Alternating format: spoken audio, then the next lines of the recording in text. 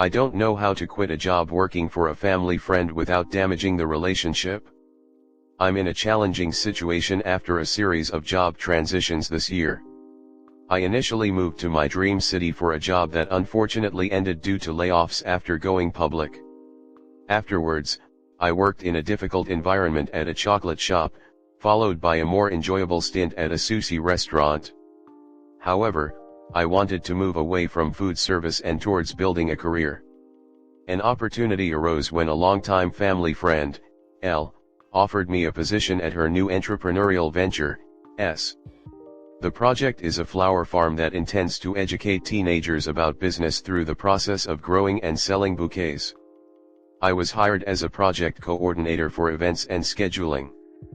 However, 3 months into this job, I'm the only employee and there are no teenagers in the program yet. I've been doing farming work, which is outside my job description and expertise.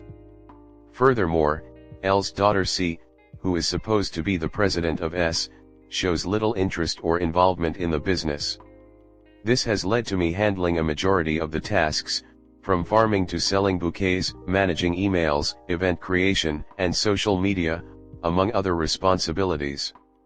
Compounding frustrations include a long commute involving a train ride and a bicycle ride, and a lack of appreciation or support from L. Particularly, L's recent wedding incident, where she mistreated my mother, has caused me to question my relationship with her.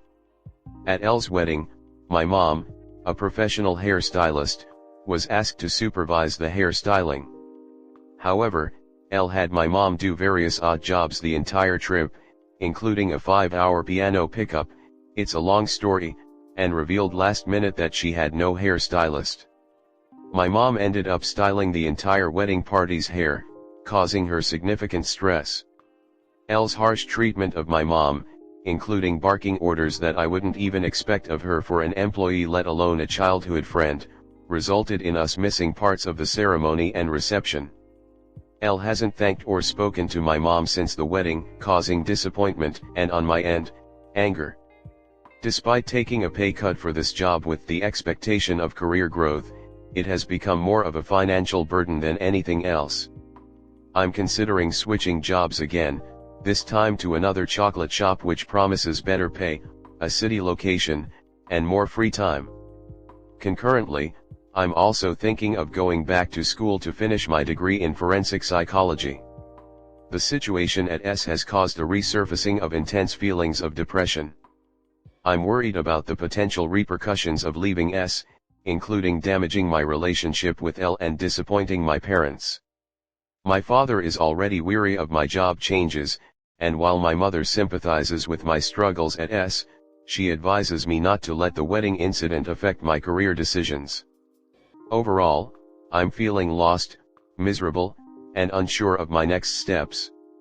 I'm seeking advice on how to navigate this complicated situation. Comment. You shouldn't let your professional life interfere with your personal one, especially if it's your parents' personal one. Your mother is right about that. The flip side of the coin is that people you know can't hold anything against your professional choices, just because they know you outside of work and can have a connection with you. This is why many people advise to never work with family or friends. The road is never straight and many people can't sever that from their personal life, they take it home. To the problem at hand. You aren't getting what they promised in the job description. You're getting way better opportunities /pay /circumstances /yada yada yada somewhere else. You'd be a fool to not take the new job. Especially if it allows you to study again, which can influence your life in the next 30 years. Forget the wedding. That's your mom's relationship with L to sort out. They are both adults.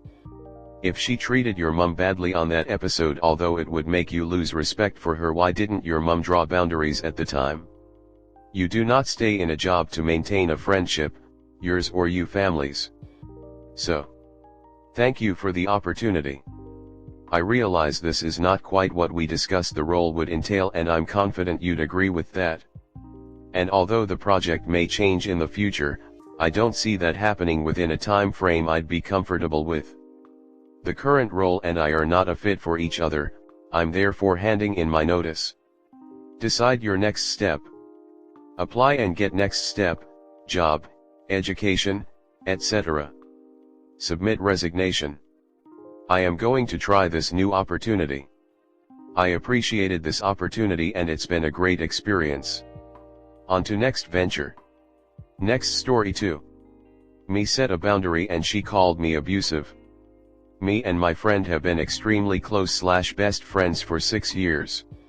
She has a beautiful, wonderful 4-year-old daughter who loves me and I love her. Me and my friend both love each other, it's been known for years, but due to different circumstances we had to hold off on advancing things, though we both want to make a relationship work. The time is finally right to do so. We live in different states and talked recently about me moving to be near her to make it work. Here's the problem. Within the last few months, I have been suspicious of her constantly bringing this male coworker up often, who is married with 2 young kids of his own. Last month, after pressing her and asking if there's anything she'd like to tell me about this coworker, she claimed that they indeed have feelings for each other. She told me he revealed them to her first, and to my absolute shock, she told him she feels the same. Keep in mind this guy is married. After previously lying about this friendship with this guy, she came clean and told me they have gone to a small concert or 2 with each other where he put his arm around her at one of the shows. He even asked her to go before his own wife. He picked her up and drove an hour to the show and an hour back to drop her off. She says he never came inside. They have gone to dinner. He has been over to her place to help move furniture around, and do minor landscaping duties like weed whacking. I surprised her and drove to her on Valentine's Day only to find a box of chocolate for him on her counter that said to him, "Love, her." He texts her outside of work and they chat. His own wife got suspicious one day and asked if there was anything she should know. He said no. I am so uncomfortable with this situation. I told her I do not feel comfortable moving down there as long as the situation is continuing. I have never been good at setting boundaries, but after speaking with my therapist she insisted I start now. I talked with her about how uncomfortable I am and I mentioned breaking non-work related contact with him, texting outside of the office. I said if she feels like that's something she is unwilling to do, and just keep contact within the work office, then it's fine, but I won't be sticking around anymore and certainly wouldn't be uprooting my life to move near a situation like that. Especially because there are admitted feelings on both ends and that she even told me they have said they love each other. If there was no shoddiness or feelings or admitted attraction, I wouldn't have an issue because I'd be trusting of her. She said she had to sleep on it, which I thought was crazy. I'm lost. Heartbroken. Floored. Pissed off.